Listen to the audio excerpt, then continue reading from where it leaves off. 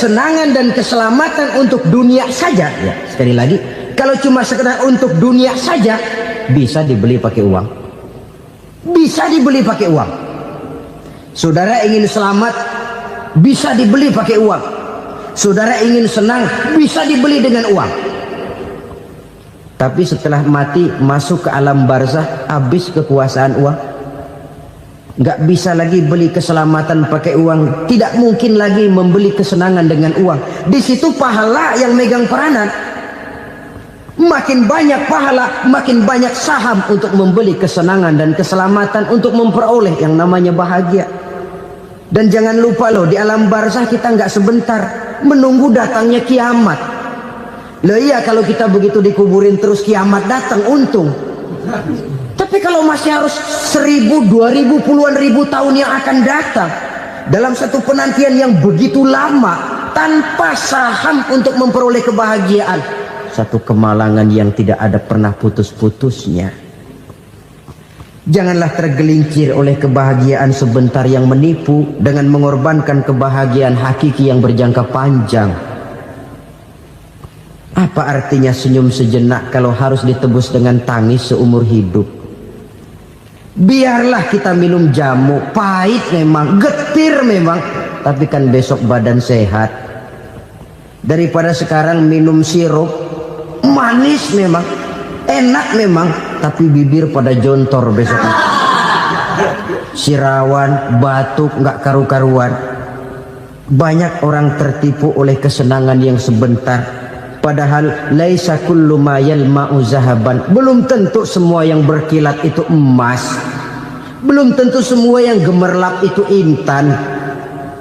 Karena itu, marilah manfaatkan kesempatan yang diberikan Allah ini untuk mengumpulkan kebajikan yang sebanyak-banyaknya. Yang terakhir sekarang, yang keempat, tanda orang bahagia kata Nabi. Zaujatun salihah. Orang bahagia itu tanda yang keempat kata Nabi, punya istri biar cakep asal taat. Sudah surga itu sudah. Cakep taat. Istri kayak gitu, kalau belum mati jangan dikuburin dulu itu. Sudah cakep taat lagi. Tapi kadang-kadang enggak, udah jelek ngadat melulu. Apa yang mau dipilih? Sebab itu Quran mengatakan istri pakaian untuk suami, suami pakaian untuk istri. Kenapa suami istri diibaratkan pakaian? Alangkah tingginya gaya bahasa Quran ini. Suami istri teman hidup, hidup perjalanan panjang. Sejak kita dalam rahim sudah ada hidup kan di sini. Sampai ke alam dunia, masuk ke alam barzah, kumpul di padang mahsyar, sampai menuju akhirat, itu perjalanan hidup. Carilah istri atau suami teman hidup yang membawa manfaat tidak hanya kehidupan di dunia ini, sampai di alam barzah, sampai di padang mahsyar. Suaminya mungkin meninggal lebih dulu, atau istrinya mungkin meninggal lebih dulu, tapi suami atau istri yang masih hidup berbuat kebajikan. Suami saya meninggal, ada hartanya, saya sedekahkan, niat pahala untuk almarhum suami saya. Ini teman hidup. Tidak dibatasi dan tidak bisa dipisahkan oleh maut sekalipun. Zohirnya mungkin pisah, badannya mungkin pisah, tapi hatinya, jiwanya, kebersamaannya dalam menghadapi kehidupan. Karena itu, saudara-saudara, bahasa Quran indah. Suami istri diibaratkan seperti pakaian. Apa fungsi pakaian? Pertama, pakaian jadi kebanggaan. Artinya suami harus menjadi kebanggaan istri, istri harus jadi kebanggaan suami. Yang kedua, pakaian itu kan fungsinya menutup aurat. Artinya sesama suami istri harus saling menjaga kekurangan masing-masing. Jangan malah sesama suami istri saling membongkar rahasia dan aibnya sendiri-sendiri. Istrinya diceritain jeleknya di mana-mana, atau suaminya dibongkar rahasianya di pasar umum. Itu sudah tidak lagi berfungsi sebagai pakaian. Kenapa semua ini diperlukan? Karena kita menyadari bangsa yang baik terdiri dari masyarakat yang baik. Masyarakat yang baik merupakan susunan dari warga yang baik. Warga yang baik adalah terdiri dari rumah tangga yang baik. Dan rumah tangga yang baik merupakan susunan dari pribadi yang baik. Dari situ langkah dimulai. Membangun satu bangsa yang baik diawali dengan membangun rumah tangga yang baik, dengan menciptakan pribadi-pribadi yang baik. Sehingga dari sini diharapkan berkembanglah nilai-nilai kebaikan. Orang akan bahagia mempunyai istri yang soleh.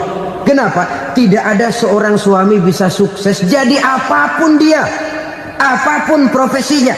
Dokter kah, kiai kah, mubalik kah, petani kah, pengusaha kah, pejabat tinggi kah? Tidak ada seorang suami yang bisa sukses tanpa peran serta istrinya. Walaupun memang peranan itu tidak begitu kelihatan, tapi sangat menentukan. Karena itu, saudara hadirin yang saya hormati, Islam sangat menghargai kaum wanita, memberikan kedudukan yang tinggi sepanjang tidak mematikan kodrat kewanitaannya. Nah, kalau sudah kesuksesan ini diawali dari rumah tangga, karier di masyarakat mudah untuk dikejar. Tapi keberantakan di rumah tangga merupakan kegagalan pertama di tempat lain. Di dalam kehidupan kita sebagai seorang muslim, minimal 5 kali dalam sehari semalam kita mendengar seruan untuk mendirikan solat yang disebut azan. Ada kalimat menarik di dalam kalimat azan itu, yakni seruan hayya 'alal falah, marilah menuju kepada keberuntungan, marilah meraih kemenangan. Seruan ini adalah kecenderungan dari setiap manusia, apapun warna kulitnya. Artinya, setiap orang dalam hidup selalu ingin meraih dan mencari kemenangan. Kemenangan akan melahirkan kepuasan batin, dan kepuasan batin memberikan kebahagiaan. Sedangkan kekalahan melahirkan penderitaan batin, dan penderitaan batin menjerumuskan seseorang di dalam berbagai bentuk kerugian. Jikalau inilah seruan azan, maka masalahnya ialah apa yang menyebabkan kita meraih kemenangan. Al-Quranul Karim memberikan tuntunan dan ajaran kepada kita bahwa orang-orang yang memperoleh kemenangan itu tidak lain adalah orang-orang yang bertakwa. Hanyalah mereka yang bertakwa kepada Allah Subhanahu wa ta'ala pada akhirnya akan tampil sebagai pemenang. Lalu siapa orang yang bertakwa itu? Dijelaskan dalam awal-awal Al-Baqarah, orang yang bertakwa yang akan meraih kemenangan. Pertama, alladzina yu'minuna bil ghaib, yaitu orang-orang yang beriman kepada yang gaib, percaya bahwa ada alam yang gaib, alam yang abstrak, alam yang tidak bisa dijangkau oleh salah satu daripada panca indera kita. Mereka percaya dan beriman kepada adanya malaikat, beriman kepada adanya iblis dan jin, beriman kepada adanya alam kubur, beriman kepada adanya alam mahsyar, beriman kepada adanya alam akhirat, beriman kepada adanya surga dan neraka. Beriman bukan cuma sekedar beriman dalam ucapan bibir saja, tetapi beriman yang nilai iman itu mampu mewarnai gerak dan gaya hidupnya. Iman yang meresap sampai ke tulang sumsum, kemudian memberikan dampak positif di dalam kehidupan manusia. Alam, kita tahu, adalah sesuatu yang selain Allah, dan Allah bukanlah alam. Apapun namanya selain daripada Allah, itu adalah alam. Alam pada hakikatnya terbagi menjadi dua. Ada alam syahadah, alam nyata, alam konkret, alam yang bisa dijangkau oleh salah satu indera kita. Kemudian ada alam ghaib, alam yang tidak bisa dijangkau oleh panca indera kita, alam metafisika, alam abstrak, alam yang wajib kita imani keberadaannya. Kita percaya bahwa malaikat itu ada, kita percaya kepada jin, bahwa jin itu ada, kita percaya kepada adanya iblis dan setan. Bukan percaya kepada iblis dan setannya, percaya bahwa iblis dan setan itu ada. Itu termasuk salah satu daripada sifat orang yang bertakwa kepada Allah. Saudara-saudara kaum muslimin rahimakumullah, kecenderungan pembangunan yang lebih bersifat materialistis biasanya menggeser aspek kehidupan rohani. Orang berpikir empiri, dan dalam pola pikir yang demikian maka alam gaib tidak lagi mendapat perhatian. Aspek kehidupan yang bersifat rohaniah malah mulai ditinggalkan. Akibatnya terjadilah kepincangan di dalam kehidupan kita. Pernah ada satu pengalaman pribadi dalam perjalanan kembali ke tanah air. Dalam pesawat di sebelah kanan saya duduklah seorang Jerman namanya Heiner Simonsen. Iseng saya ajak kenalan, saya ajak ngobrol, saya tanya dia. Saya bilang, Mas Heiner ini,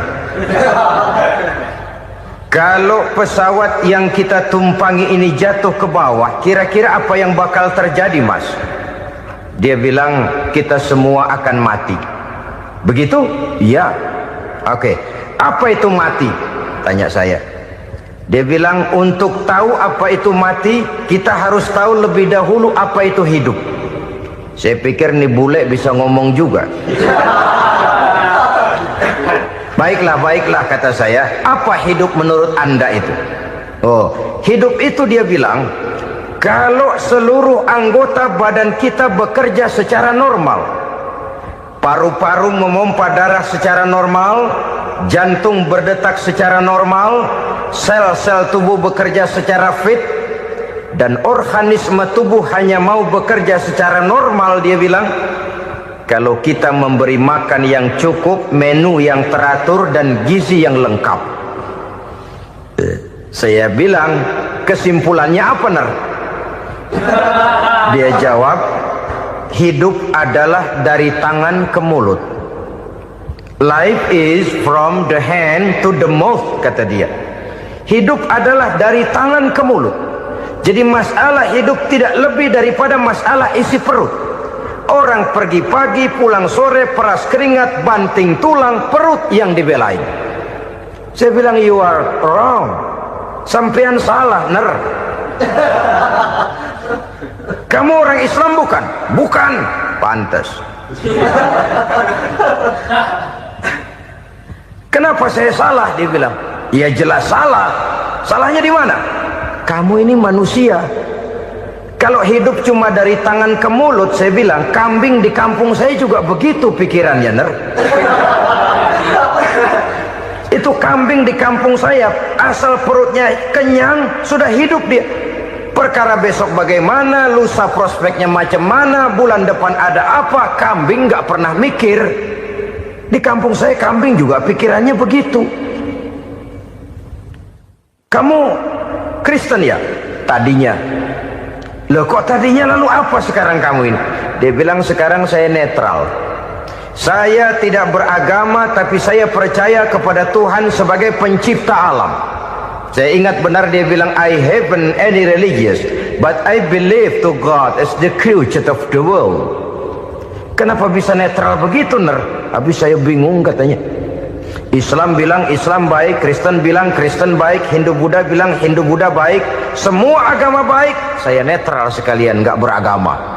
Yang penting saya percaya kepada Tuhan. Saya bilang, Ner, kamu ini kayak orang mau beli celana, lalu bingung. Yang satu bilang Levi's bagus, yang satu bilang Blue Jean hebat, yang satu bilang Wool England hebat. celana ini hebat, celana itu bagus, celana ini hebat, semua celana bagus, kamu bingung, akhirnya netral, tidak pakai celana. Itu juga salah.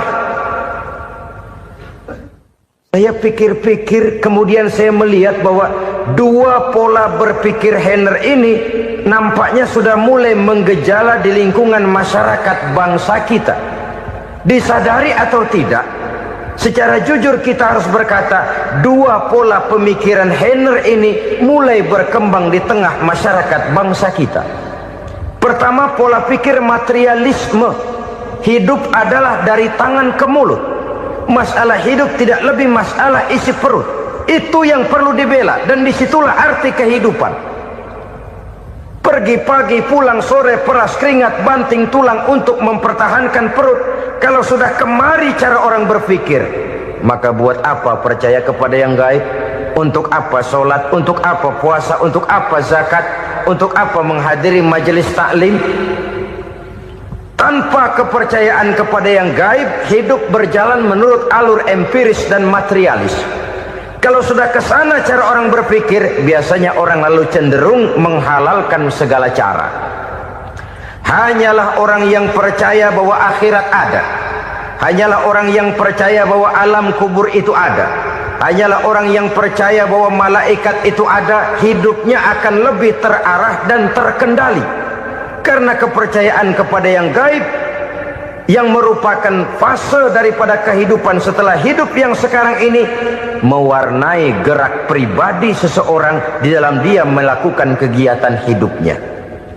Pola berpikir materialisme, disadari atau tidak, mulai menggejala di lingkungan masyarakat bangsa kita.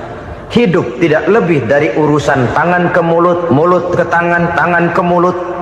Asal perut sudah kenyang, hiduplah sudah. Perkara bagaimana prospek hari yang akan datang, bagaimana akhirat, tidak jadi persoalan. Ini yang oleh Nabi diperingatkan, ad-dunya sijnul mu'min wa jannatul kafir. Dunia adalah penjara bagi orang beriman dan surga bagi orang kafir. Dulu di zaman Belanda hadis ini pernah disalah tafsirkan, disalah artikan, digunakan sebagai senjata untuk mengkebiri dan membuat impoten umat Islam. Sudahlah umat Islam gak usah macam-macam, kata Belanda. Dunia ini kan penjara buat orang Islam, surga buat orang kafir. Di penjara jangan bertingkah.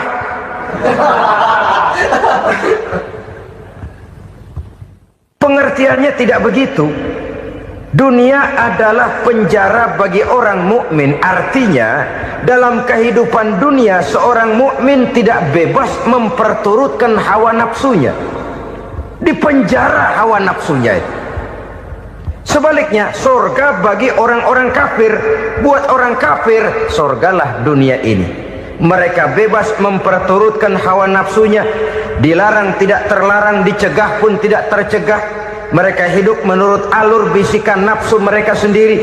Kemudian bila ajal datang, maut merenggut nyawa, selesailah surganya sampai di situ. Maka bagi orang-orang yang tidak percaya kepada adanya akhirat, kepada adanya alam gaib, surganya sebatas umurnya. Sekali lagi, surganya sebatas umurnya. Bila umur selesai, ajal pun datang merenggut nyawa, selesailah sudah surganya sampai di situ. Alangkah pendeknya perjalanan orang-orang yang tidak percaya kepada alam gaib ini. Bagi kita mukmin, jikalau kita mampu memenjarakan hawa nafsu, kita bisa bahagia di dunia ini. Dan Islam memang tidak menyuruh kita sengsara di dunia.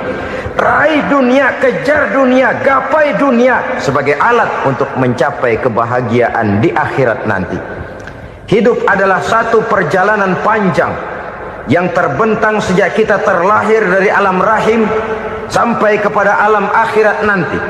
Andai kata kita gagal meraih kebahagiaan di dunia, toh kita masih punya akhirat. Tapi jangan jadi dalil yang melemahkan semangat. Biarin dah kita di dunia kebelangsak, yang penting akhirat. Akhirnya dunia benar-benar kebelangsak. Bagaimana dunia ini bisa kita raih, dan bagaimana meraih dunia untuk menunjang kepentingan akhirat nanti. Yang kedua, dari pikiran Heiner yang saya lihat menggejala di lingkungan masyarakat bangsa kita, timbulnya manusia-manusia netral, seolah-olah Tuhan yes, agama no, sama Tuhan percaya, agama ogah. Tuhan ngangguk, giliran agama godeng. Padahal hampir dalam setiap ayat dalam Quran, kata-kata amanu biasanya bergandeng dengan wa amilus sholihat, iman dan amal soleh. Ini sebagai isyarat Tuhan dan agama jangan pernah dipisah-pisah. Apabila kita bertuhan, maka kita harus beragama. Apabila kita beragama, maka agama itu harus bersumberkan dari Tuhan yang kita imani itu. Tidak mungkin kita pisah, Tuhan yes, agama no. Sama Tuhan percaya tapi agama bikin sendiri. Sembayangnya cukup bengong 2 jam madep ngulon.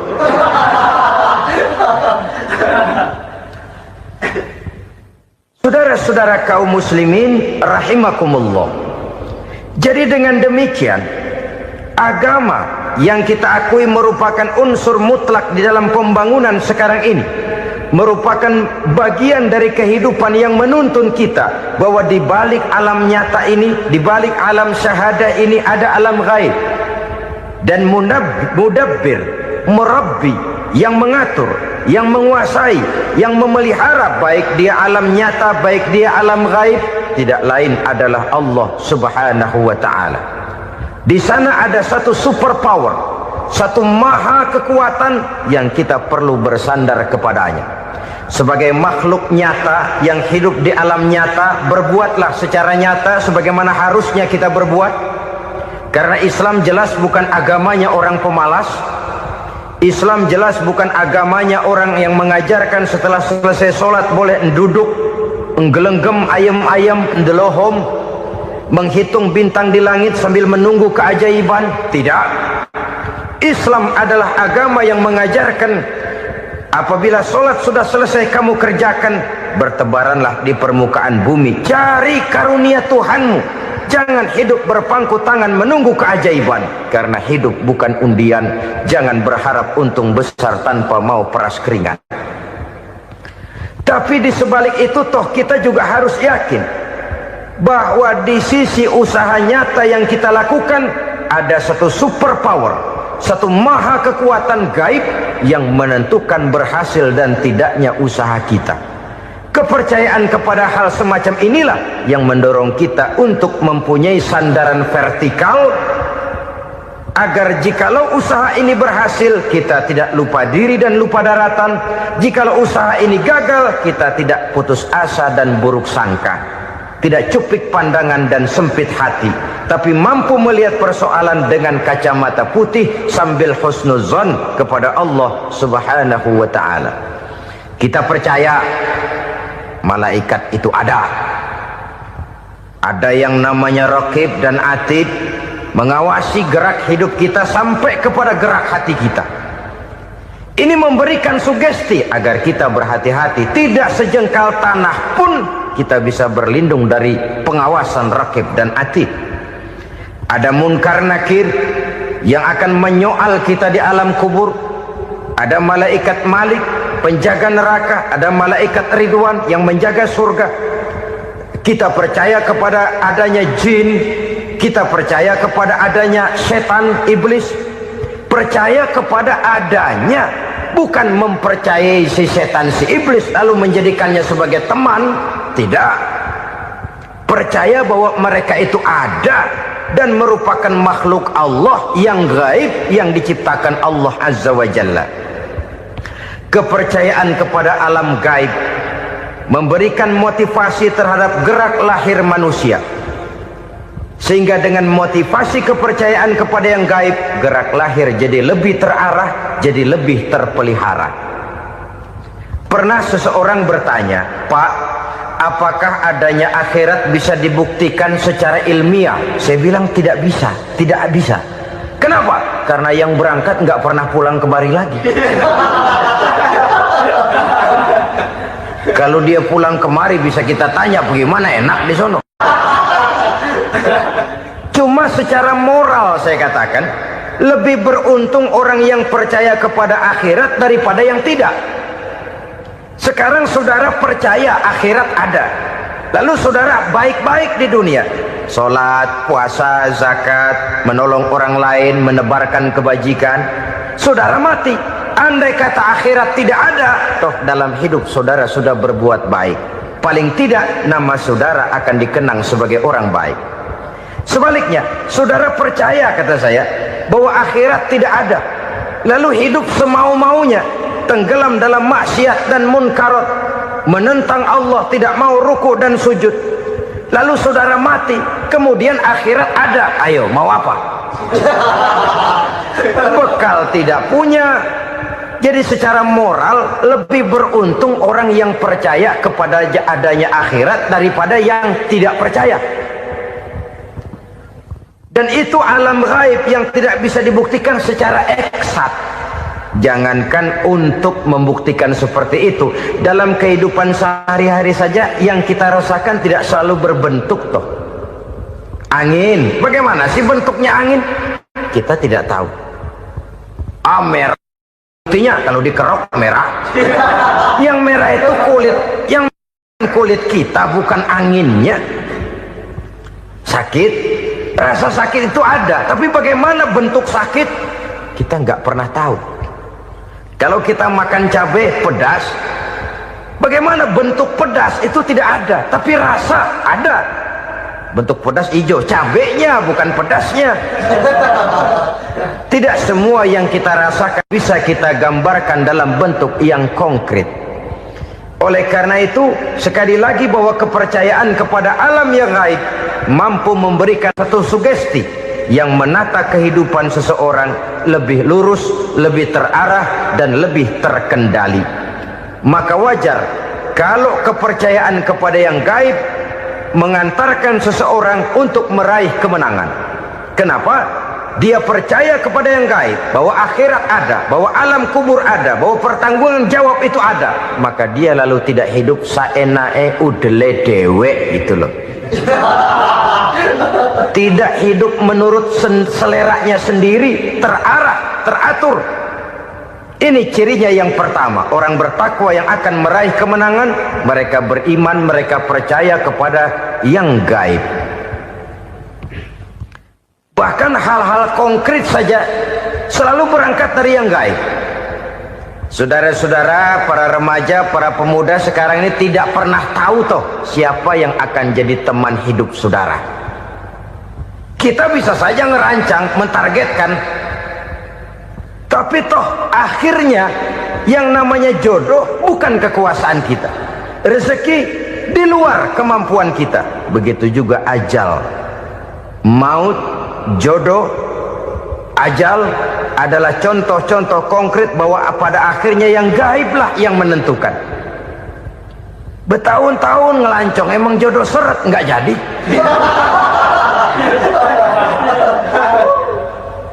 Begitu kenal baru setengah malam nginep ditangkap hansip kan.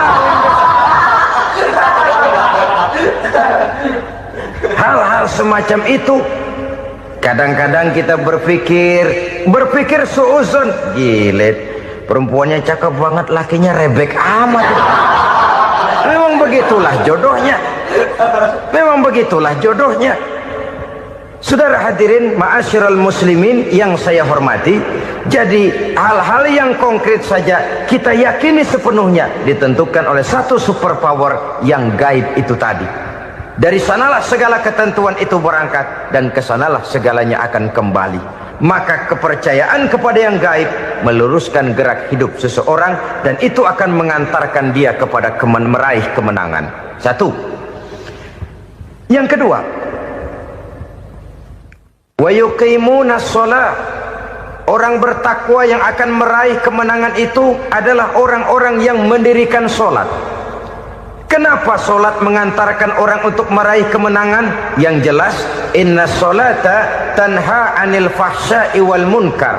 Sholat mampu mencegah manusia dari perbuatan keji dan munkar. Banyak filsafat hidup yang terkandung di dalam sholat ini.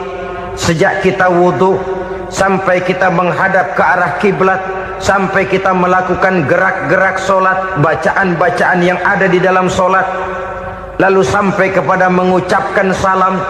Banyak filsafat hidup yang terkandung di dalam solat.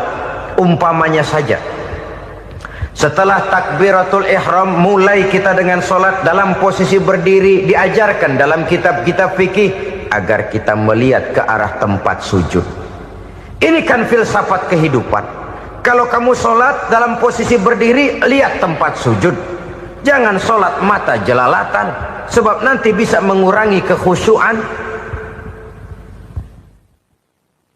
Jadi wajar kalau yang dikatakan bahwa yang paling afdol adalah shaf yang di depan. Kenapa? Secara harfiah pengertiannya akan lebih mengundang kekhusyuan. Kenapa? Kalau kita di shaf paling depan di masjid umpamanya paling banter kita lihat tembok. Tapi kalau kita shaf di tengah atau di belakang, orang-orang di depan kita pun akan kelihatan. Yang bajunya loreng, yang bajunya genggang, yang bajunya macam-macam. Kita lihat, kadang-kadang kita pikirin, ada yang bajunya bolong. Kita sholat tapi dalam hati, ini orang bajunya robek yang nggak tahu apa. Ada saja hal-hal yang mengusik kekhusyuan kita.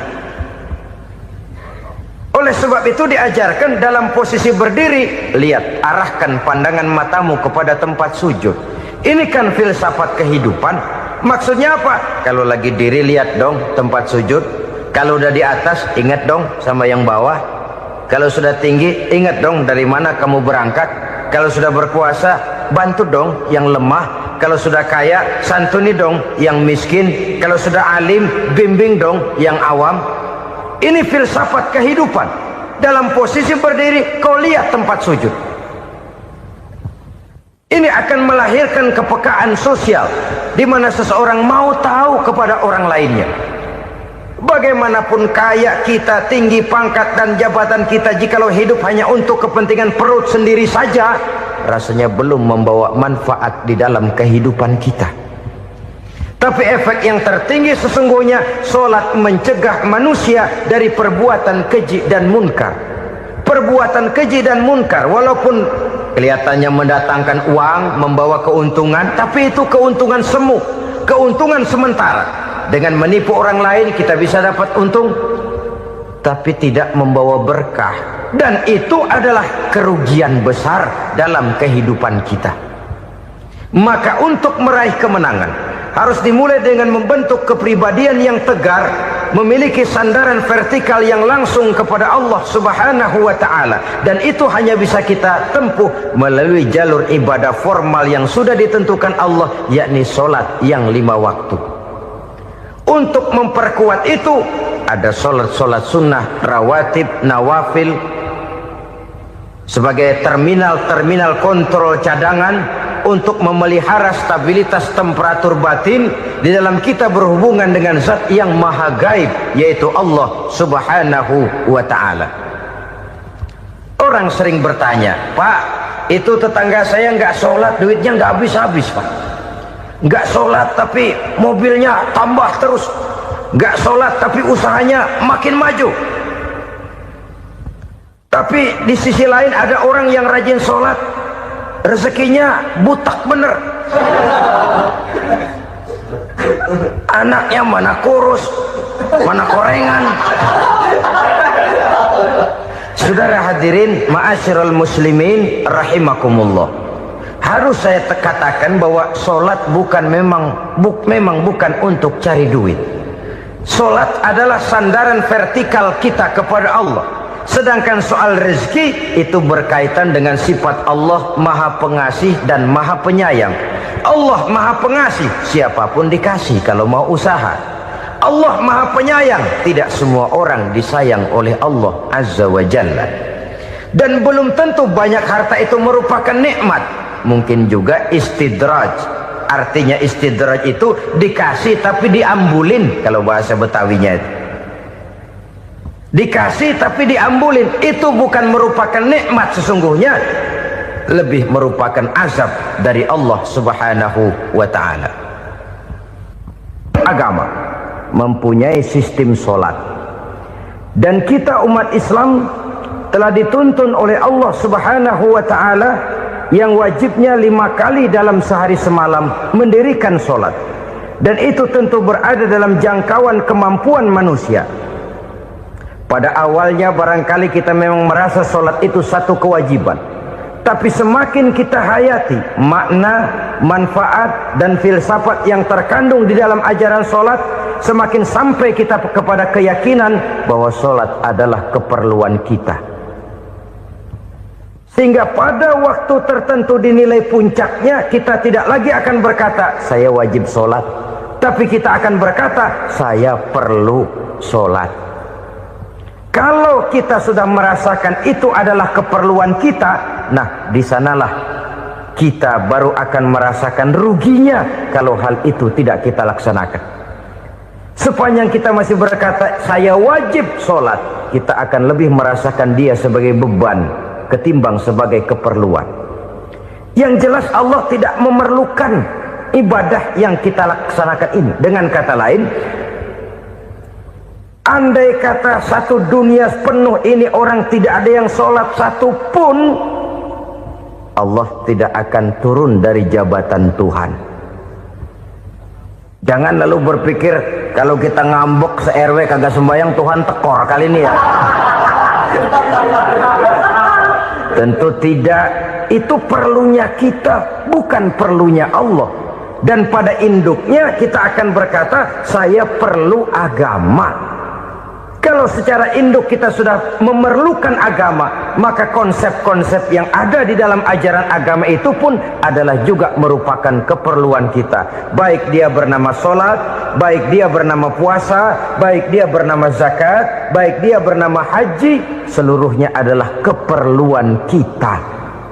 Dan sesuatu yang kita perlukan apabila tidak kita laksanakan akan melahirkan kerugian di dalam kehidupan. Jangan heran kalau kita membaca riwayat perjalanan hidup para salafus soleh, orang-orang soleh. Ada yang tahajud sampai 100 rakaat, ada yang sholat malam kakinya sampai bengkak. Kita sekalinya bengkak biri-biri. Ada yang sholat membaca surah dalam Al-Quran sampai khotam Quran. Kok mau? Mereka sudah merasakan itu keperluan. Itu saja soalnya. Satu saat pun jikalau kita merasa bahwa itu keperluan saya, kita pun akan melaksanakan seperti itu. Keperluan saya dalam kehidupan. Inilah yang kedua. Yang ketiga, orang bertakwa yang akan meraih kemenangan itu, wa mimma razaqnahum yunfikun. Mereka membelanjakan sebagian daripada rezeki yang diberikan Allah kepada mereka. Mereka infakkan di jalan Allah. Ada satu dialog menarik. Satu hari seorang anak muda bertemu dengan seorang kakek-kakek yang sudah dikenalnya baik. Bertanyalah anak muda ini, "Kek, umur kakek berapa tahun?" 15 tahun, kata si kakek. "Anak kakek berapa orang?" 1. "Harta kakek berapa banyak?" 15 juta. Si anak muda ini bengong, lalu protes, "Kok kakek bohongin saya?" "Kenapa?" "Saya tahu umur kakek 70 tahun. Kenapa ngaku 15? Saya tahu anak kakek 5. Kenapa bilang 1? Saya tahu kakek miliuner, miliaran uang kakek. Kenapa ngaku cuma 15 juta? Begini, kata si kakek tadi. Benar, umur saya 70 tahun. Tapi dari umur yang 70 tahun itu baru 15 tahun terakhir ini saya merasakan ibadah kepada Allah. Meninggalkan maksiat, jauh dari segala macam munkarat. Maka yang 15 tahun inilah yang benar-benar saya rasakan sebagai umur saya. Benar anak saya 5, tapi yang 4 susah diatur. Cuman 1 rasanya nih yang bakal jadi si buah hati belahan jantung berlanjut cerita penerus sejarah. Cuma 1 ini yang saya harapkan, yang akan jadi anak soleh, yang akan membuat saya menerima pensiunan pahala. Kalau yang 4 apek dah, nggak ada harapan. Yang satu nyekek botol melulu. Oh begitu. Iya. Lalu kenapa kakek bilang harta kakek cuma 15 juta padahal saya tahu kakek uangnya miliaran, depositonya banyak? Ya karena 15 juta itulah yang saya ingat yang pernah saya belanjakan di jalan Allah. Saya merasa itulah harta saya yang sebenarnya. Yang miliaran yang saya simpan di bank kelak kalau satu saat saya mati akan jadi rebutan di antara anak-anak saya. Ya kalau anak saya soleh kayak yang satu ini. Kalau yang 4 tadi udah tulen dia bakal berantem dah berebut tuh. Jadi 15 juta yang saya belanjakan di jalan Allah inilah yang saya merasakan benar-benar harta saya yang sesungguhnya. Dialog ini patut menjadi bahan renungan kita bersama.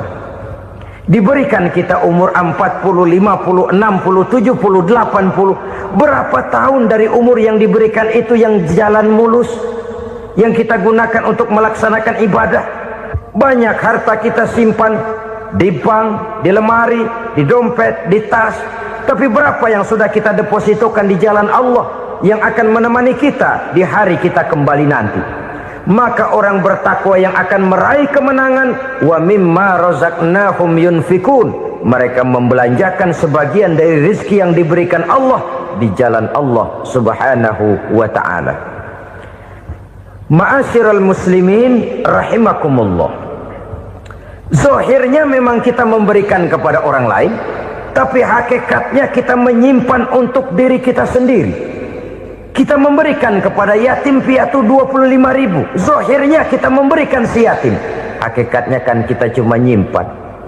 Saya berikan, titip kepadamu, ini untuk saya di akhirat. Kau boleh belikan baju, kau boleh belikan untukmu makan, kau boleh bayarkan sekolahmu. Ini untuk saya. Hakikatnya kita nyumbang masjid 1 juta, zahirnya kita berikan kepada panitia masjid, tapi hakikatnya kan cuma titip 1 juta ya untuk saya di alam kubur nanti. Silahkan kau boleh belikan semen, ini uang, belikan besi, belikan pasir. Saya cuma sekedar titip untuk kepentingan saya. Hakikatnya kita cuma sekedar menitip. Sebagaimanapun pada hakikatnya, apapun yang kita miliki dalam kehidupan kan cuma sekedar hak guna pakai, bukan hak milik mutlak. Harta kita, rumah kita, kendaraan kita, kebun kita, pabrik kita, hak guna pakai saja. Hak milik mutlak cuma untuk Allah subhanahu wa ta'ala. Saudara-saudara kaum muslimin rahimakumullah, ini yang ketiga. Kemudian yang keempat, orang-orang bertakwa yang akan meraih kemenangan,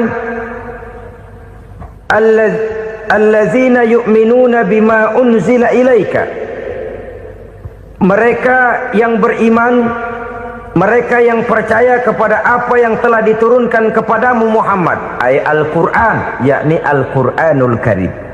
Setelah percaya kepada yang gaib, mendirikan solat, kemudian menginfakkan sebagian dari rezeki yang diberikan Allah, mereka juga lalu percaya kepada yang diturunkan terhadap Nabi, yaitu tidak lain Al-Quranul Karim.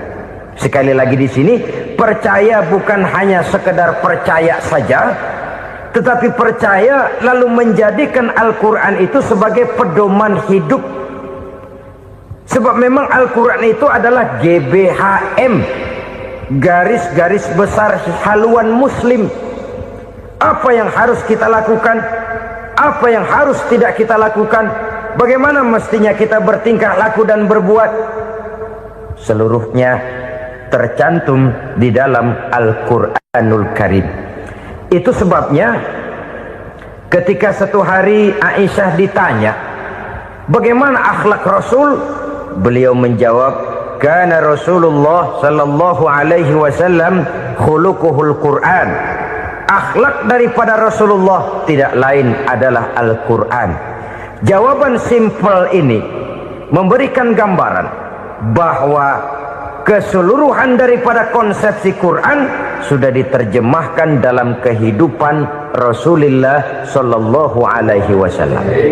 Karena kita tahu akhlak adalah keseluruhan dari gerak hidup manusia. Sejak ia berpribadi, berumah tangga, bertetangga, bermasyarakat, sampai kepada berbangsa dan bernegara, Al-Quran tetap memberikan sentuhan nilainya.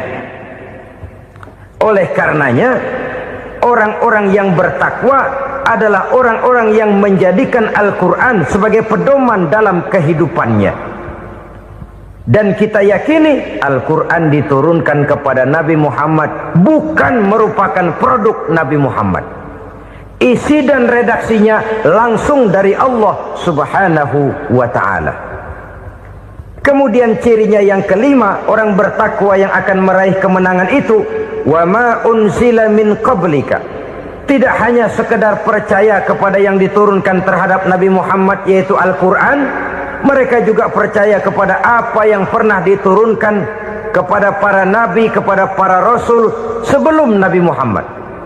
Percaya kepada adanya suhuf, percaya kepada adanya Taurat, percaya kepada adanya Injil, percaya bahwa Allah dahulunya sudah menurunkan Taurat kepada Musa, percaya bahwa Allah sudah menurunkan Injil kepada Isa, percaya Injil ada, Taurat ada, diturunkan Allah untuk Isa dan Musa, tetapi tidak wajib mengamalkannya karena kita sudah diberikan Al-Quranul Karim. Ini yang perlu saya garis bawahi. Kita percaya Allah telah menurunkan Injil dahulu kepada Isa.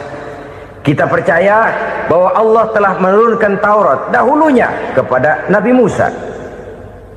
Kadang-kadang ini dijadikan dalih, dikacaukan pengertiannya.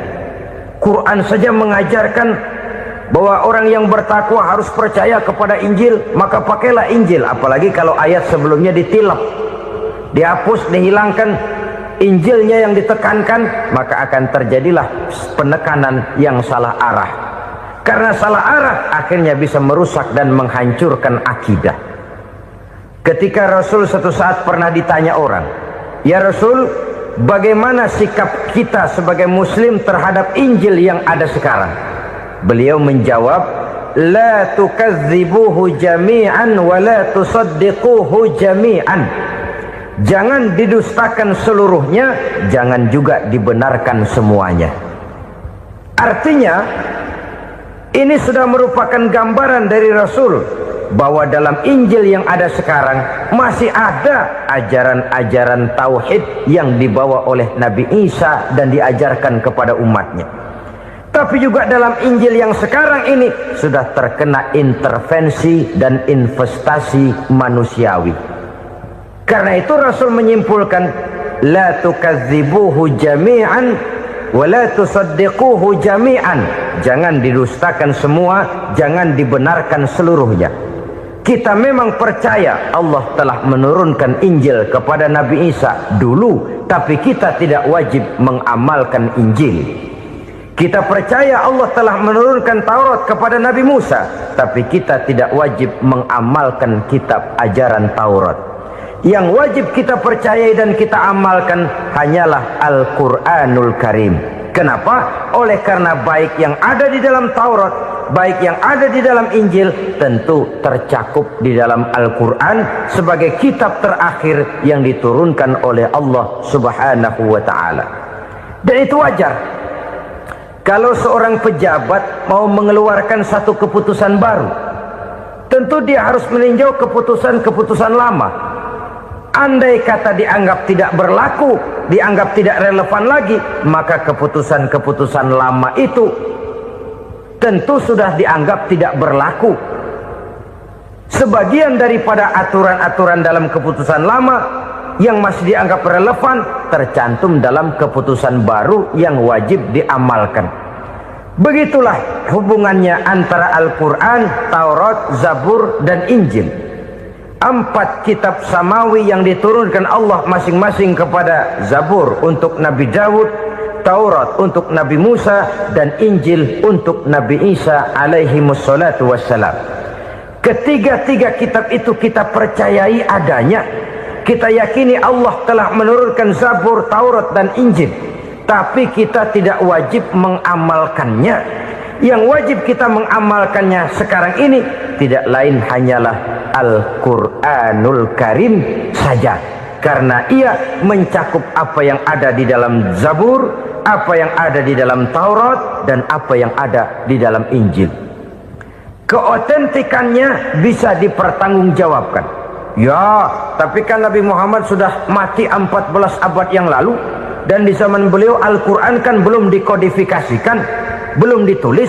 Bagaimana keotentikannya bisa dipertanggungjawabkan? Mudah saja. Allah berjanji, inna nahnu nazzalna dzikra wa inna lahu lahafizun. Kami yang menurunkan Al-Quran dan kami yang akan menjaga dan memeliharanya. Allah turunkan Quran, Allah menjaganya. Bagaimana cara Allah menjaga Al-Quran itu?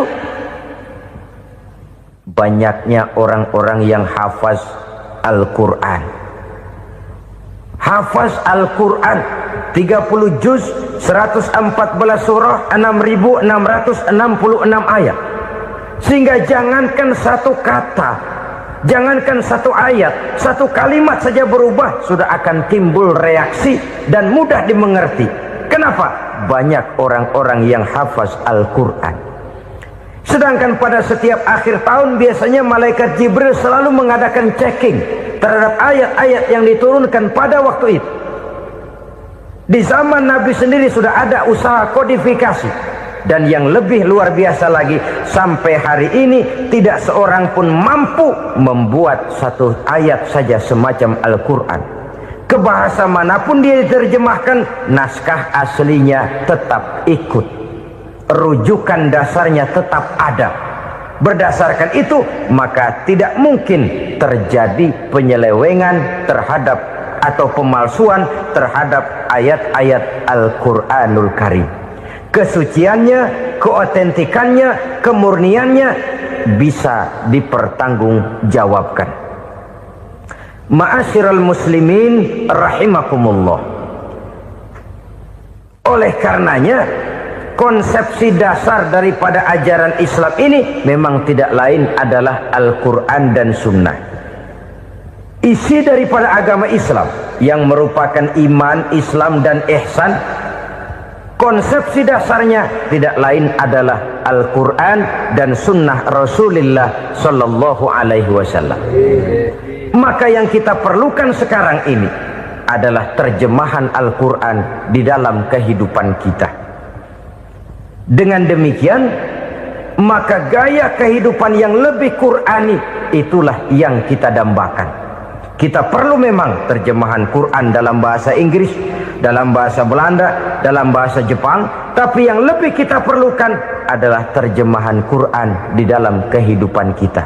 Konsekuen, tidak memanipulasi, ringan sama kita jinjing, berat sama kita pikul. Jangan kalau lempengan ayat Quran tuh kira-kira enak diamalin, keras teriakan kita. Giliran kira-kira ayat Quran itu mukul kepala kita sendiri, diam kita. Itu ciri yang pernah disindir Allah dalam awal-awal Baqarah juga itu. Ciri beragamanya orang yang munafik. Kullama adha'a lahum masyawfih, kata Allah. Wa iza azlama alaihim qamu. Apabila terang mereka jalan, apabila gelap mereka berhenti. Artinya, kalau kira-kira di Islam nguntungin, rame-rame pada teriak Islam. Tapi ketika diminta untuk berjuang, ketika dituntut untuk berkorban, rame-rame mengundurkan diri. Nasib agama tidak ubahnya seperti daun pisang yang dikait orang di tepi jalan lantaran tak berpayung di ketika hari hujan. Manakala hujan usailah sudah, daun itu pun dicampakkan di tepi jalan, diinjak pula orang nan lalu. Artinya orang menjadikan agama cuma sebagai lipstick, decoration only, tidak konsekuen. Hanya pada saat-saat kelihatannya Islam membawa keuntungan, rame-rame orang teriak-teriak tentang Islam. Tapi jikalau diminta berjuang, jikalau dituntut untuk berkorban, biasanya rame-rame juga mengundurkan diri. Jangan heran kalau mayoritas hitungan kita, tapi minoritas peranan kita. Kuantitas kita dalam jumlah, tapi dalam kualitas kita lebih sering jadi penonton daripada jadi pemain. Padahal itu sangat tidak boleh terjadi. Umat Islam di Indonesia harus bangkit. Umat Islam di Indonesia harus sadar akan keberadaannya. Tidak boleh hanya jadi penonton berpangku tangan, karena memang agama kita juga mengajarkan untuk konsekuen di dalam menjabarkan ajaran-ajaran daripada agama kita. Kita sering jatuh menjadi umat yang lemah oleh karena kita ini tidak pandai menggalang kebersamaan yang diakibatkan tidak konsekuennya kita. Diistilahkan bahwa umat Islam di dalam menggalang kebersamaannya itu harus seperti orang main sepak bola. Saudara-saudara kan tahu orang main sepak bola itu. Orang main sepak bola, kalau pertandingan belum dimulai sih silakan saja kumpul di luar lapangan, atur strategi yang baik.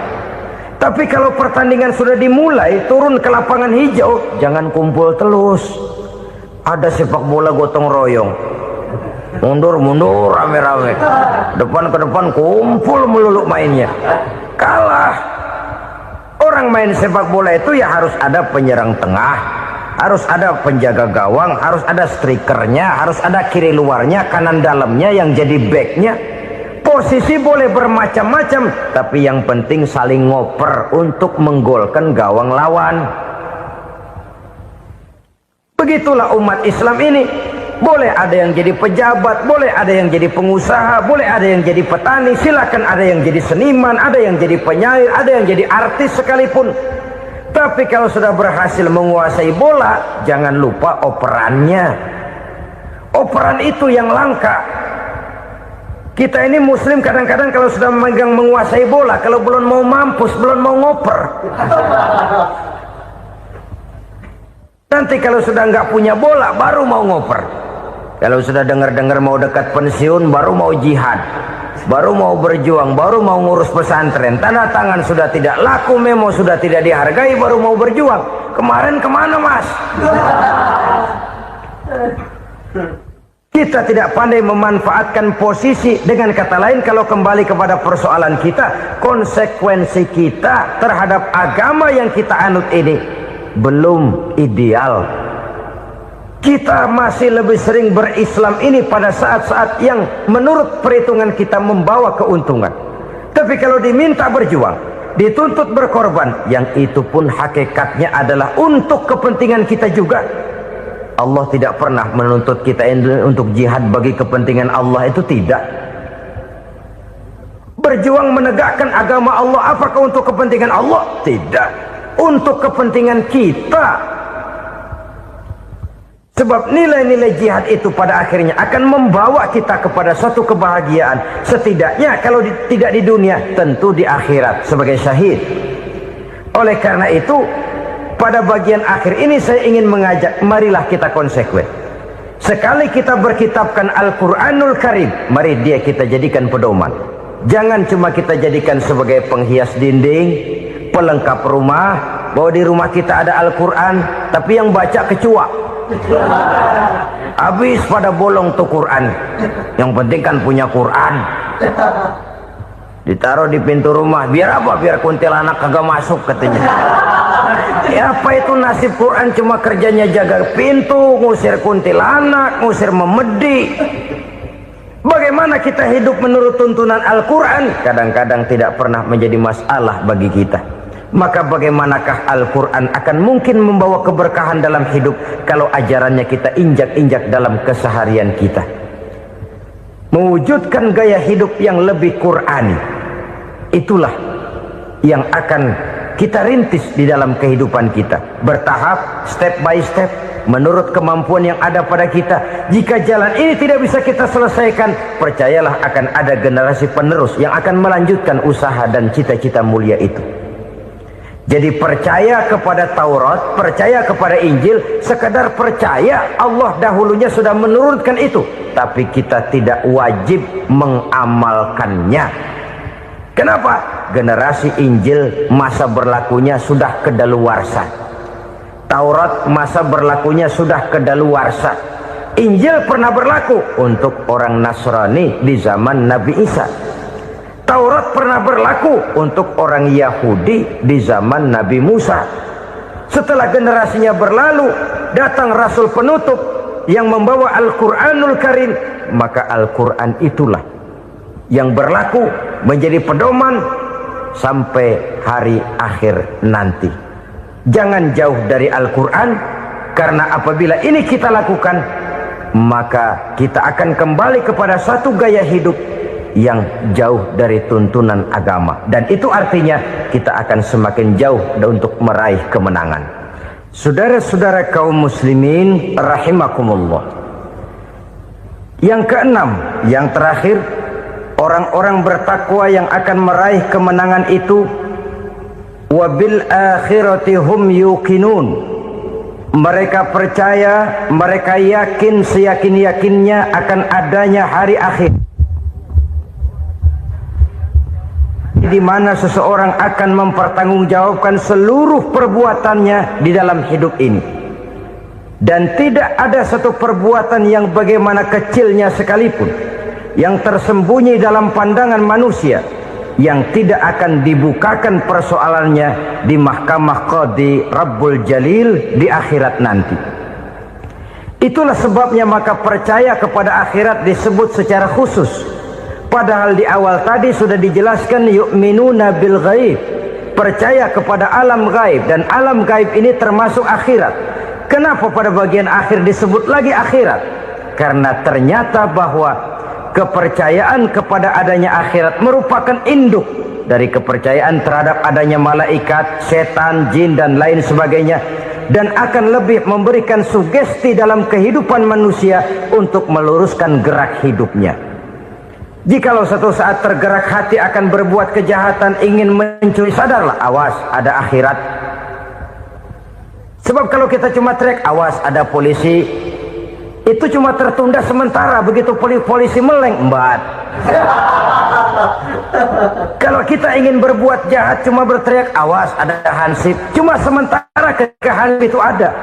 Tapi kalau ceritanya awas ada akhirat, mau menyeleweng awas ada akhirat, mau berjudi awas ada akhirat, mau mencuri awas ada akhirat. Keyakinan yang akan meluruskan gerak hidup manusia sehingga gerak itu jadi lebih terarah dan terkontrol, tidak merugikan baik diri sendiri, lebih-lebih orang lain. Setiap orang menginginkan kebahagiaan, dan tidak seorang pun menginginkan kesengsaraan dalam kehidupan ini. Namun nyatanya tidak setiap orang yang ingin bahagia mengetahui jalan yang harus ditempuhnya untuk sampai kepada kebahagiaan itu. Maka pada kesempatan pertemuan kali ini saya ingin menyampaikan sebuah hadis dari junjungan kita baginda Nabi besar Muhammad sallallahu alaihi wasallam yang termuat dalam kitab Mukhtarul Ahadits An-Nabawiyah, di mana beliau bersabda, arba'un min sa'adatil mar'i. Ada 4 perkara yang merupakan tanda dari orang bahagia. Saya mau tanya, di antara saudara-saudara yang hadir di sini, apa ada yang kepengen jadi orang sengsara? Ya. Seluruhnya tentu ingin mendapatkan kebahagiaan. Maka menurut resep dari Nabi kita, tanda orang bahagia itu 4. Jadi kalau saudara ingin bahagia, harus mempunyai 4 perkara ini. Yang pertama, orang bahagia itu kata Nabi, darun wasi'un, punya rumah biar bagus asal gede, enak ngaturnya, daripada sudah punya rumah kecil adanya di pinggir kali, gubuk, kalau hujan bocor miring lagi, kiamat. Loh, kalau gitu Islam materialis dong. Hadis ini boleh diartikan dengan makna hakiki, arti yang sebenarnya, boleh diartikan dengan makna majazi, arti kiasan. Kalau dia diartikan dengan arti kias, maka yang dimaksud darun wasi'un ay qalbun wasi'un, rumah yang luas tidak lain daripada hati yang lapang, karena di situ kunci kebahagiaan yang sebenarnya. Walaupun kita cuma tinggal di petak berukuran 2 kali 3 meter, kalau hati kita luas rasanya rumah itu. Tapi biar rumah kita halamannya saja puluhan ribu hektar, ada kolam renangnya, kamar tidurnya tidak lagi terhitung. Kalau hati yang menempati rumah itu sempit, maka akan terasa sempit jugalah rumah itu. Tempat bergantungnya tidak lain adalah hati. Marilah kita mencoba melihat berbagai pandangan orang tentang bahagia ini. Ada orang menyangka bahwa bahagia itu kalau dia mendapatkan harta yang sebanyak-banyaknya. Siapa yang banyak harta, dialah raja. Apa yang dia mau, seluruhnya bisa dibeli. Keamanannya, dia bisa menyewa petugas. Seluruh fasilitas untuk menyenangkan kehidupannya bisa dibeli. Pendeknya, hartalah segala-galanya dalam kehidupan. Sampai ada pepatah mengatakan, innad darahima fil amakini kulliha taksur rijala mahabatan wa jalala.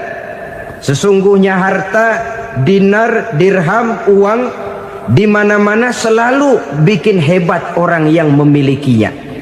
Coba lihat, orang yang punya duit sama yang enggak punya duit, jangan gaya hidupnya, gaya jalannya aja lain.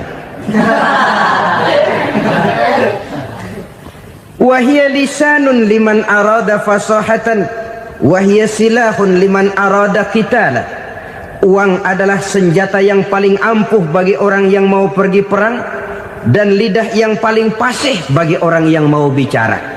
Kalau bicara dengan lidah macet, cobalah bicara dengan harta, lancar. Sampai ada pepatah demikian, segalanya bisa diatur dengan harta.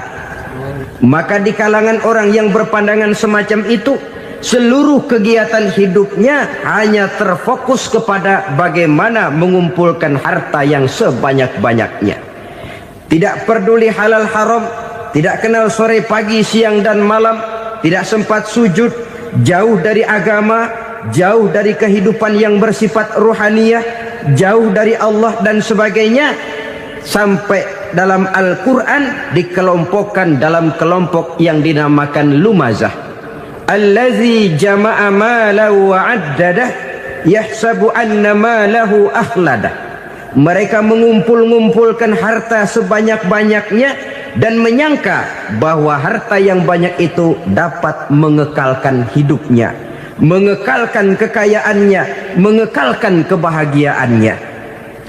Saudara hadirin yang berbahagia, kalau pandangan hidup ini benar, artinya kalau harta memang merupakan satu-satunya hal yang dapat membuat orang bahagia, tentu di rumah mewah tidak akan pernah ada tangis derita.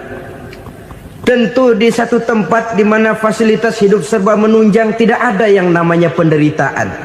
Tapi suka dan duka, sedih dan gembira, senyum dan tawa adalah milik setiap orang, baik dia punya harta maupun dia tidak punya harta. Nyatalah bahwa harta semata-mata bukan merupakan jaminan bahwa orang akan bahagia. Walaupun tanpa harta orang sulit untuk bahagia. Saya mau cerita, ada orang super kaya, namanya Aristotle Onesimus, raja tanker Yunani. Dia punya kapal tanker saja konon sampai 11 banyaknya. Punya perusahaan penerbangan yang disebut Olympic Airlines. Punya hotel di berbagai kota besar di dunia ini, sejak dari New York, London, Paris, Rome dan sebagainya. Bahkan punya pulau yang dia namakan Pulau Scorpio. Ini kan namanya sudah kaya nggak tanggung-tanggung, punya pulau. Nah, dia punya 2 orang anak, yang satu laki-laki namanya Alexander, yang satu perempuan namanya Maria Onesimus. Seluruh harapannya tertumpah kepada anak lakinya Alexander ini, yang akan meneruskan usahanya, meneruskan kekayaannya, meneruskan dinastinya. Apa yang terjadi? Ternyata anak yang dia harapkan yang bernama Alexander ini mati muda dalam kecelakaan pada waktu dia olahraga. Apa olahraganya? Namanya olahraga anak orang kaya, golongan jet set. Olahraganya olahraga pesawat terbang. Jatuh, ya nggak kapungut, habis mati. Tinggal satu anak perempuannya, Maria Onassis. Tapi anak perempuan ini juga malah urakan. Terakhir dia pacaran, bahkan kemudian kawin sama orang Rusia. Rupanya Aristotle Onassis ini broken. Kekayaannya yang berlimpah ruah, perusahaannya yang begitu banyak, siapa yang akan meneruskan? Siapa yang akan menggantikan? Sampai kemudian dia mengurung diri di Pulau Scorpio dan mati di sana secara mengenaskan. Seorang multijutawan, seorang yang super kaya, mati menyendiri di pulau sepi. Ibarat kata pepatah, anak ayam mati di lumbung. Bukan kekurangan makanan, keurugan makanan. Begitu kehidupan Aristotle Onassis. Dan banyak orang-orang yang sudah demikian kaya sampai dibingungkan oleh kekayaannya sendiri.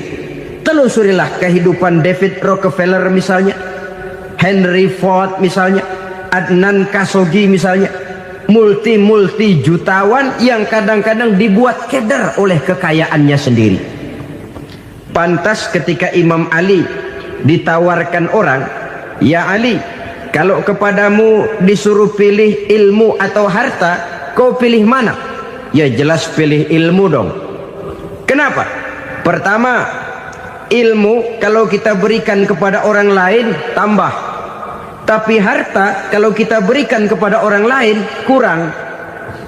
Saudara punya uang 10.000, dibagi orang 5.000, jelas uang saudara berkurang.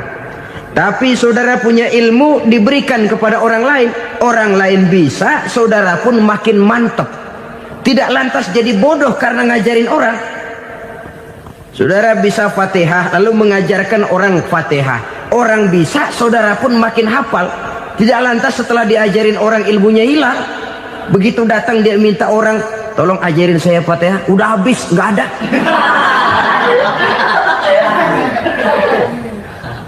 Yang kedua kata Imam Ali, ilmu menjaga kita. Kalau harta kita yang harus jaga. Makin banyak ilmu makin terpelihara diri seharusnya. Tetapi makin banyak harta makin bingung kita jaganya. Sampai kadang-kadang kalau perlu seluruh keliling rumah dipasangi alarm. Belum cukup disewakan anjing besar-besar, pasang di depan pintu, awas anjing galak. Masih belum cukup juga, cari centeng tukang-tukang kepruk jaga rumah. Masih terasa belum aman, padahal rumahnya dikelilingi tembok besar. Di balik tembok ada pintu-pintunya tebal. Di balik pintu itu terbuka masuk kamar, kamar pun ada pintunya, pintunya pun kuat. Masuk ke dalam kamar ada lemari, lemarinya pun pintunya kuat, dikunci, kuncinya pun kuat. Tapi terhadap seluruhnya yang timbul cuma sekedar was-was saja. Kesimpulannya sekali lagi, tanpa harta orang memang sulit untuk bahagia. Tapi harta semata-mata tidak merupakan jaminan orang akan bahagia. Dengan hati yang luas, itu modal utama untuk mencapai kebahagiaan hidup. Orang yang hatinya luas, saudara-saudara, punya hati yang lapang, melihat kenyataan hidup ini, dia bersyukur senantiasa kepada Allah. Lantas tidak timbul hasud dan iri hatinya. Oleh karena itu, jiwanya selalu lapang. Kalau tidak, cupik hati namanya. Dangkal pandangan, tidak senang melihat orang lain dapat nikmat, dan itu sering dijadikan contoh. Kalau orang yang lapang dada, dia lihat tetangganya beli TV baru, dia berkata, "Alhamdulillah ya, tetangga kita beli TV, mudah-mudahan kita bisa ikut nonton." Lapang dadanya. Tapi orang yang sempit hati, lihat tetangga beli televisi, meriang. Enggak diapa-apain, meriang. Besoknya dengar tetangga beli motor, makin sakit, ke rumah sakit. Lalu di rumah sakit dengar tetangganya beli mobil, mati. Disiksa oleh perasaannya sendiri. Orang kalau hati sudah sempit dalam hidup, kemanapun dia pergi, sempit rasanya medan kehidupannya. Kemudian kita melihat juga ada orang yang menilai bahwa bahagia itu katanya kalau punya kedudukan yang tinggi, pangkat yang agung, wibawa yang besar. Mungkin betul, tapi mungkin juga tidak. Bergantung kepada hati orang yang punya pangkat itu. Sama dengan harta tadi. Harta akan membawa bahagia kalau dia jatuh ke tangan orang yang berhati lapang. Tapi harta akan jadi bencana kalau jatuh ke tangan hati orang yang sempit. Pangkat akan membawa bahaya kalau jatuh di tangan hati orang yang sempit. Lebih dari itu, kenyataan mengajarkan kepada kita bahwa ternyata pangkat dan jabatan tidak selamanya memberikan kebahagiaan dalam kehidupan. Bahkan resikonya kelewat besar. Beberapa bukti kita bisa ambil dari para pemimpin dunia yang menjadi korban lantaran pangkat dan jabatan yang disandangnya. Saudara ingat Presiden Abraham Lincoln dan John Kennedy dari Amerika? Dibunuh orang. Park Chung-hee dari Korea Selatan, Ziaur Rahman dari Bangladesh, Anwar Sadat dari Mesir, terakhir Indira Gandhi dari India, menjadi korban dari pangkat dan jabatan yang disandangnya dari orang-orang yang tidak senang dia memegang jabatan itu. Dia akan mudah mengundang bencana. Sehingga pantas kalau seorang presiden terkemuka Amerika, Harry Truman namanya, dia mengatakan jabatan presiden itu, kata dia, seperti orang nunggang macan, naik macan. Harus kita taiki, kalau enggak dia bakal nerekam kita, ngeri katanya. Adapun orang yang hatinya lapang, kalau dia menerima pangkat dan jabatan, dianggapnya itu satu kesempatan untuk berbuat baik. Tapi orang yang berhati sempit, menerima pangkat dan jabatan, bukan kadang-kadang menerima, malah berusaha setengah mati mencapai dengan segala cara. Kalau perlu jilat atas, jilat atas. Jadi golongan sumuhun dawu. Jadi kelompok kulon nuwun, yes sir, yang kerjanya cuma oke bos. Kalau perlu jilat atas, jilat atas. Kalau perlu injak yang bawah, injak yang bawah. Perlu sikut kiri kanan, sikut kiri kanan. Yang penting pangkat dapat, jabatan dapat.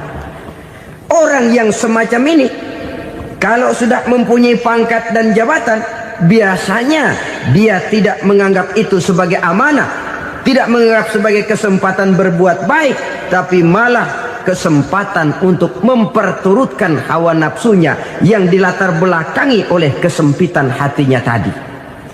Apalagi kalau orang memperoleh pangkat karena banyak mengeluarkan uang.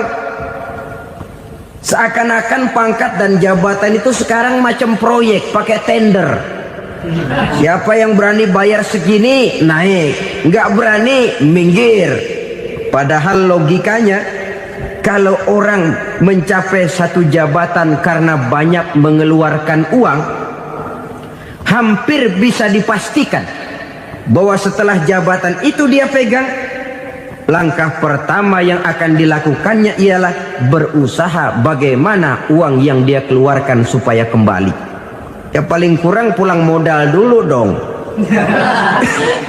Soal mikirin rakyat soal nanti, tapi ini modal harus pulang.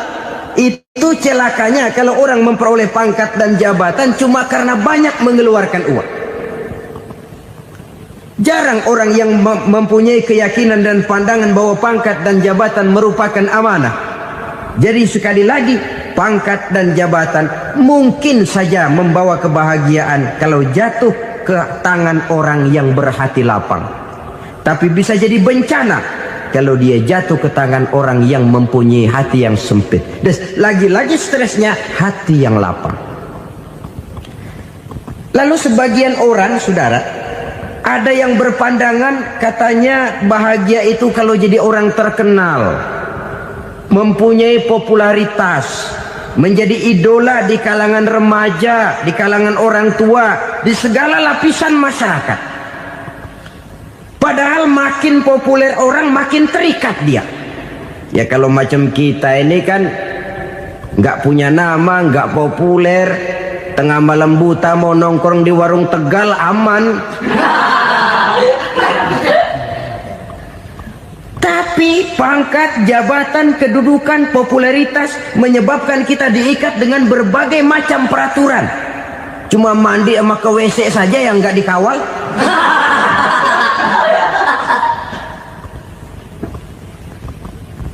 Benarkah popularitas, ketenaran membawa kebahagiaan?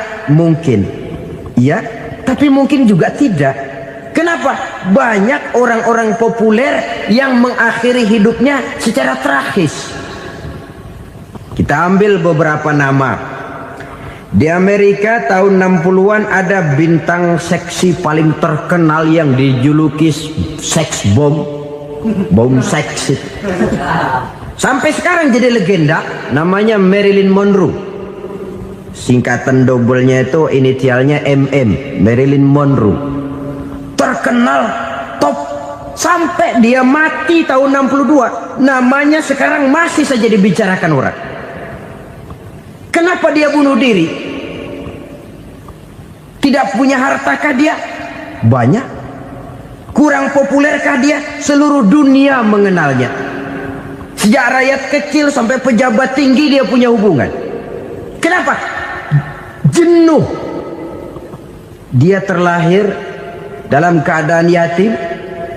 Setelah itu tidak lama dia berangkat remaja, ibunya meninggal, pindah dari wanita asuh ke wanita asuh sampai 12 orang ibu angkatnya.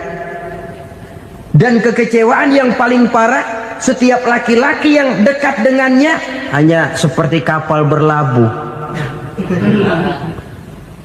datang dan pergi silih berganti. Padahal dia merindukan seseorang yang bisa melindungi hidupnya. Dia rindukan itu dan dia tidak pernah menemukan. Itu yang akhirnya menyebabkan dia minum pil tidur kelewat dosis, minum obat tidur kebanyakan, ya tidur terus sampai sekarang.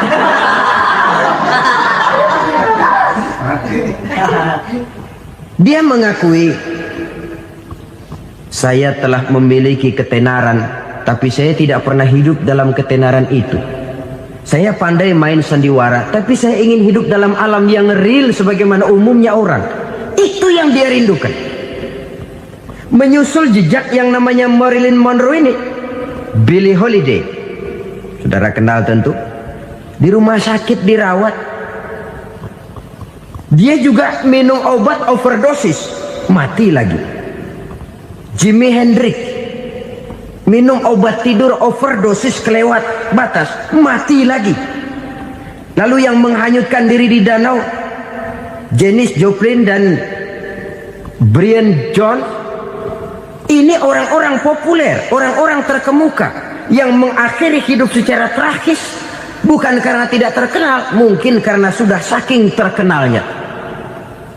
Contoh paling belakangan, Bruce Lee. Wah, ini tukang-tukang keprok tentu kenal siapa dia. Sampai sekarang pun tabir kematiannya masih merupakan misteri. Dan yang masih hidup juga menunjukkan gejala yang aneh. Michael Jackson, rumahnya di Beverly Hills itu dijaga sedemikian rupa, dan dia selalu curiga kepada setiap makanan harus steril, bersih dari segala macam kimia. Kemana dia pergi, itu tukang-tukang keprok sudah selalu menjaga dan mengawal, dan dia seakan takut menunjukkan mukanya yang asli. Hingga kalau tampil ke tengah di luar show, dia kadang memakai pakaian yang tidak menunjukkan dia yang sebenarnya, takut dikenali orang. Ternyata popularitas sering jadi momok yang meracuni kehidupan manusia. Oleh karena itu, benarlah junjungan kita pada saat beliau mengajarkan orang akan bahagia kalau dia mempunyai hati yang lapang. Nah, sekarang masalahnya untuk mendapatkan hati yang lapang, caranya bagaimana? Kita kembali kepada konsep Quran. Allah mengajarkan, ala inna bi dzikrillahi tatmainnul qulub. Ketahuilah bahwa dengan banyak mengingat Allah, hati akan tenang, jiwa akan lapang. Dengan kata lain, dekat dengan agama, merasakan kehadiran Allah dekat dalam hidup, itu muara pertama untuk mencapai hati yang lapang. Ala inna bi dzikrillahi tatmainnul qulub. Jangan macam orang sekarang ingin mendapatkan ketenangan lalu tapak di puncak gunung, di gua-gua, di tempat sepi. Iyalah kalau nggak ada ular.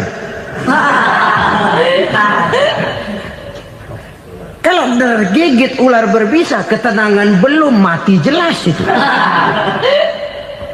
Islam positif untuk mendapatkan ketenangan. Ala inna bi dzikrillahi tatmainnul qulubi. Bahwa ketahuilah bahwa dengan banyak mengingat Allah, hati akan tenang, jiwa akan lapang, nuansa pikiran akan luas. Karena yang namanya bahagia ada dimanapun manusia berada. Di kampung ada bahagia, di kota ada bahagia, di ngarai, di lembah, di gunung, di hutan, di lautan, di angkasa luar, dimanapun bahagia itu ada kalau kita bermodalkan hati yang lapang ini. Dan hati akan lapang kalau kita dekat dengan agama.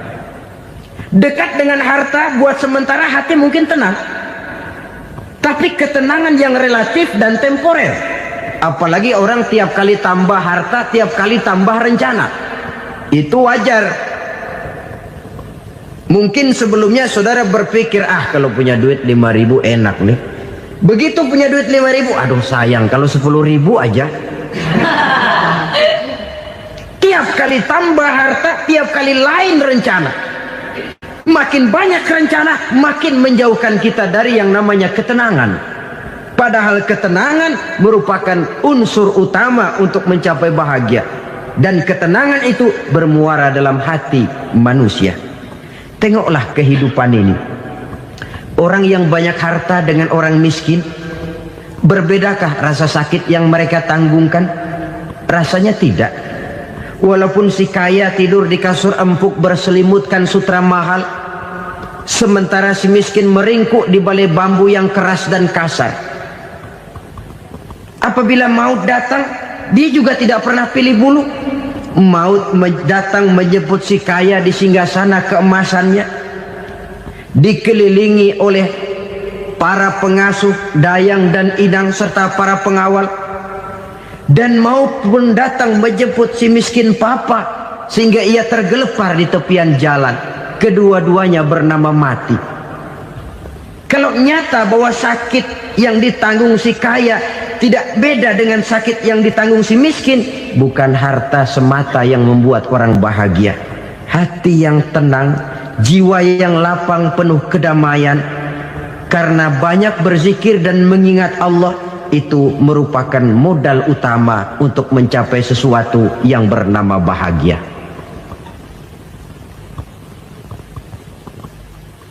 Saudara hadirin yang saya hormati, inilah yang pertama dari 4 ciri yang digambarkan oleh Nabi tentang tanda-tanda orang bahagia. Dan harus berangkat dari yang pertama ini, hati yang lapang. Ini yang harus kita miliki lebih dahulu. Baru nanti akan menyusul kepada poin yang ketiga, kedua, dan selanjutnya. Sebab kalau hati sudah terisi dengan jiwa yang lapang, seluruh persoalan insya Allah akan bisa kita atasi dengan sebagaimana mestinya. Yang kedua sekarang, tanda orang bahagia menurut baginda Nabi, markabun syariah. Orang bahagia itu, kata beliau, punya kendaraan biar cepat asal lancar. Artinya kemana dia mau pergi mudah. Apa maksud hadis ini? Kalau kita kaji lebih dalam, kendaraan itu kan alat transportasi.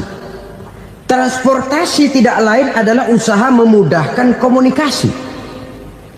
Pindah dari situ kepada teori bahwa manusia adalah zon political, makhluk bermasyarakat yang tidak bisa memenuhi kebutuhan hidupnya secara sendirian. Kita memerlukan keberadaan orang lain dalam kehidupan ini. Untuk memakai baju saja kita sudah perlukan petani yang tanam kapas, pabrik yang memintal kapas jadi benang, pabrik yang menenun benang jadi kain, sampai kepada mesin jahit, sampai kepada tukang jahit. Itu cuma untuk memakai pakaian saja.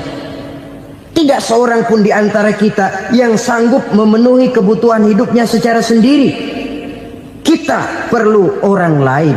Maka kebebasan dalam arti mutlak, kebebasan tanpa batas, itu tidak mungkin ada dalam kehidupan. Karena kita mengadakan yang disebut interaksi sosial. Setiap kegiatan kita tentu melibatkan orang lain. Menurut kita barangkali kita bebas jalan di jalan raya semaunya, tapi orang lain berkendaraan pun merasa bahwa ini ada juga jalan haknya, dan begitu selanjutnya. Oleh karena itu, maksud dari kendaraan yang cepat ini adalah khulata'uhu ma'as solihin. Lingkungan pergaulannya terdiri dari orang-orang soleh. Pergaulannya luas. Kemana dia pergi ada temannya. Kesulitannya ada tempat dia cerita. Dan kesulitan kalau sudah diceritakan kepada orang lain, taruh kata orang itu tidak bisa menolong, namun menceritakannya kepada orang yang kita percayai, kan paling kurang sudah mengurangi beban jiwa, mengurangi tanggungan batin, merasa masih ada tempat kita cerita. Maka lebih baik orang awam yang mau bergaul ketimbang orang setengah alim tapi ngunci pintu.